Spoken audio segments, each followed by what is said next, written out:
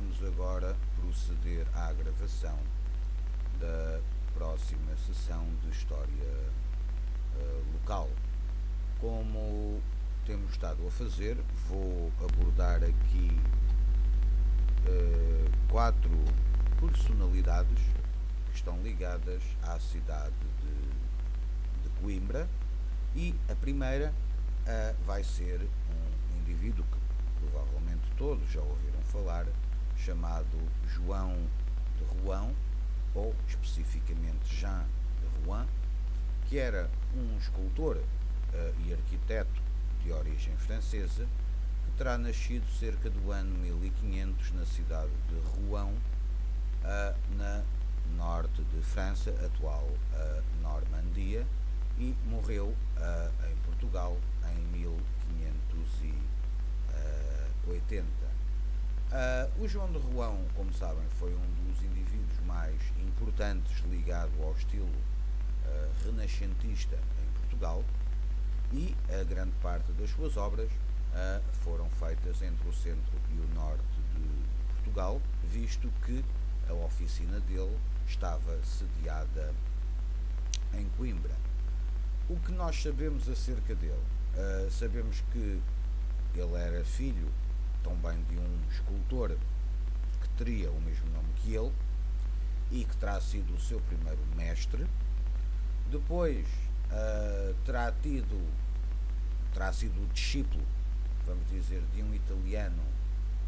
chamado Antonio Giusto, no castelo de Gaillon, e não sabemos exatamente o porquê é que ele veio para Portugal, mas sabemos que a partir de 1528 a sua presença em Portugal está documentada, porque é quando ele realiza o primeiro trabalho conhecido em Portugal, que é um arco triunfal que faz parte da igreja matriz da Atalaia, perto de Tomar. A partir da década de 1530 até à sua morte em 1580, ele estabeleceu uma oficina em Coimbra, e por esta oficina passaram vários escultores, seus discípulos, como António Fernandes, António Cordeiro, António Gomes ou Tomé Velho. Depois ele casou com uma dama importante na corte, chamada Isabel Pires, que era filha de Pero Anes, que trabalhava para a coroa, e irmã de Marcos Pires, que trabalhava nas obras do mosteiro de Santa Cruz. Entre os seus filhos, que teve vários, destacam-se 2, um chamado Simão de Rouen, que tornou-se um arquiteto militar e que foi o autor do Forte de São João Batista da Foz, no Porto, e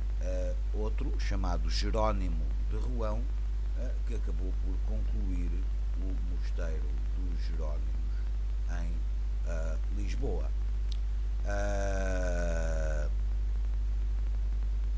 O João de Rouen,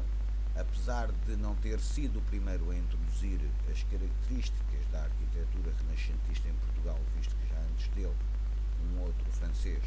chamado Nicolau de Chantereine já tinha trazido esse estilo para Portugal, mas é devido a João de Rouen que o estilo de escultura renascentista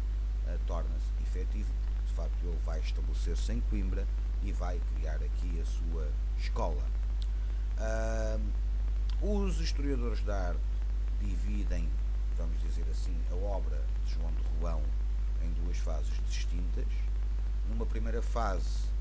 que vai até aos anos de 1540, domina a expressão clássica, altamente requintada, com grande perfeição e harmonia, em que as figuras dos santos demonstram uma grande graciosidade e humanidade. A segunda fase, após a década de 1540, ou no fim da década de 1540 para a frente, a sua obra adquire um tom mais austero e vai manter-se assim até à sua morte em 1580, e depois também a sua morte em 1580 vai levar a que a sua oficina acabe por fechar. A sua magna obra, vamos dizer assim, é a Capela do Santíssimo Sacramento, que foi finalizada em 1566 e que está na Sé Velha de Coimbra. Depois, em relação a obras de João de Roão, se visitarem o Museu Nacional Machado de Castro, vão encontrar várias obras da sua autoria, como a Deposição de Cristo no Túmulo, como uma Santa Maria Madalena, a escultura que também está no Museu Nacional Machado de Castro, que é a Lactação de São Bernardo, ou o Martírio de São Bartolomeu, e vários retábulos que também estão no Museu Nacional Machado de Castro, também são da autoria de João de Roão, ou pelo menos da sua escola. Em outros edifícios onde ele tenha tido uma intervenção forte, foi o claustro do Jardim da Manga, que também foi da sua autoria, e grande parte das esculturas da Porta Especiosa da Sé Velha de Coimbra também a ele se deveram, e a indivíduos que estavam ligados a ele. E ao mesmo tempo ele também fez alguns retábulos que podem também ser vistos no Museu Nacional Machado de Castro, e obviamente a sua grande obra é a Capela do Santíssimo Sacramento, que está na Sé Velha de Coimbra. Depois da morte de João de Roão, a sua escola acabou por fechar e não teve uma continuidade. Ora, entretanto, então vamos agora falar de um outro indivíduo de que já aludimos aqui à sua figura, chamado Men de Sá. Men de Sá, já aqui falámos dele na última sessão, era meio-irmão do poeta Francisco de Sá de Miranda e era filho de Gonçalo Mendes de Sá, conde da Sé de Coimbra, e de uma mulher desconhecida.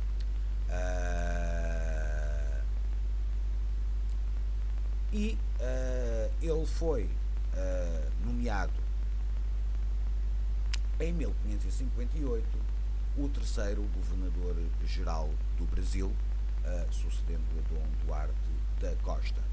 Ele chega a Salvador da Bahia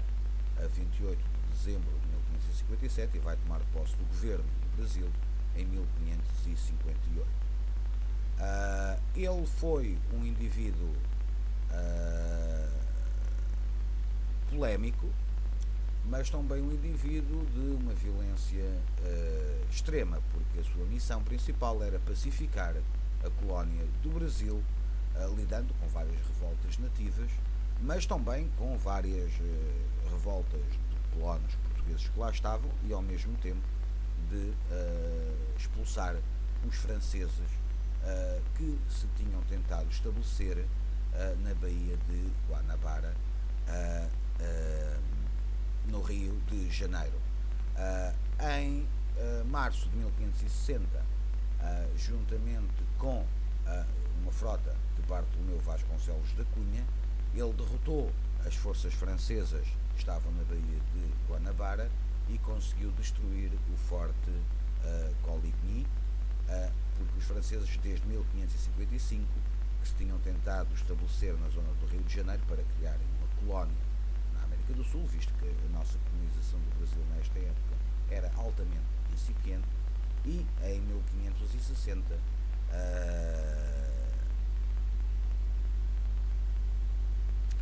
eles, depois da derrota, houve alguns franceses que sobreviveram e conseguiram chegar ao território dos índios tamoios e organizaram uma revolta contra a autoridade portuguesa. Em 1567, a guerra contra os franceses e contra os seus aliados tamoios chegou ao fim. A revolta dos tamoios foi pacificada e as últimas forças francesas foram expulsas do território do Brasil. Ao mesmo tempo, em 1563, dois jesuítas, o padre José de Anchieta e o padre Manuel de Nóbrega, conseguiram finalmente estabelecer um acordo de paz entre as autoridades portuguesas e os índios tamoios e entretanto também acabou por levar à pacificação da revolta dos tamoios contra a autoridade portuguesa. Ao mesmo tempo, a 1 de março de 1565, o sobrinho de Mendes Sá, chamado Estácio de Sá, fundou a cidade de São Sebastião do Rio de Janeiro, que se vai de facto tornar a base de operações das forças portuguesas contra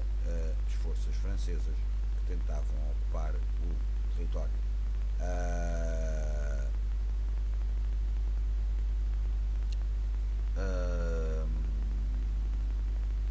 Entretanto, em 1560 também, o Mendes Sá liquidou várias revoltas de outros grupos indígenas, como por exemplo os tupiniquins, os aimorés, e foi um indivíduo que governou o Brasil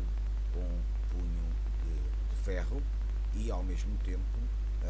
procurou expandir a fé cristã entre as várias tribos e ao mesmo tempo tudo o que eram revoltas ou descontentamentos, seja das várias tribos indígenas, seja de colonos portugueses ou mesmo de intervenções estrangeiras, o Mendes Sá conseguiu de facto erradicar todas essas ameaças. Do que consta da história, era um indivíduo altamente autoritário e por isso é que ainda hoje a sua memória, vamos dizer, histórica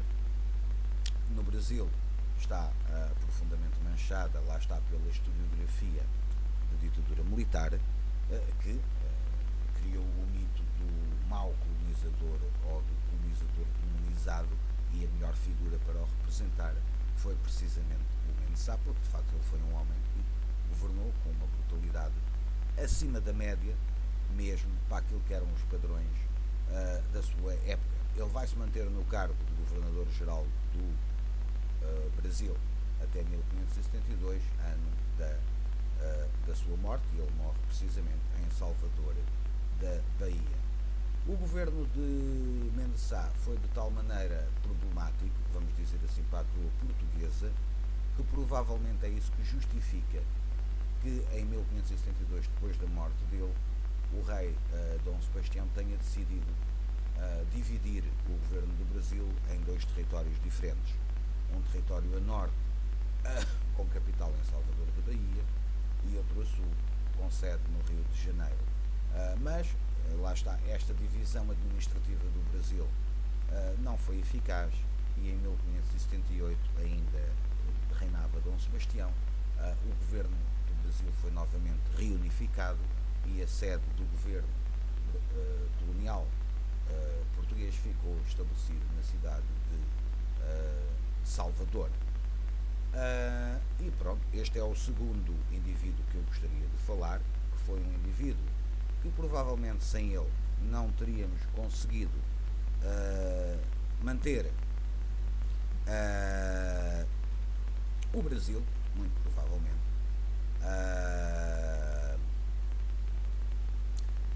Foi de facto um homem brutal, foi, pelos padrões do seu tempo, foi sem dúvida alguma, mas conseguiu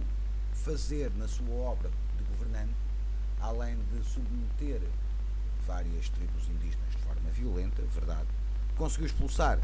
as tentativas francesas de estabelecer uma colónia no Brasil e ao mesmo tempo também pacificou várias revoltas e descontentamentos de colonos portugueses que habitavam no território do Brasil. Por isso, se hoje em dia o Brasil fala a língua portuguesa, muito se deverá à obra do que Mendes Sá fez enquanto foi governador-geral do Brasil, isto evidentemente não escamoteando o facto que era um indivíduo de uma brutalidade extrema. E então vamos agora abordar aqui um outro indivíduo, neste caso um bispo, outro bispo de Coimbra, chamado Afonso de Castelo Branco, que também foi um dos bispos mais importantes de Coimbra. Ele nasceu em Santiago do Cacém em 1522 e morreu a 12 de maio de 1615. Ele doutorou-se em Teologia pela Faculdade de Teologia da Universidade de Coimbra e o cardeal Dom Henrique nomeou inicialmente arcebispo de Évora. Ele foi também o 35º bispo do Algarve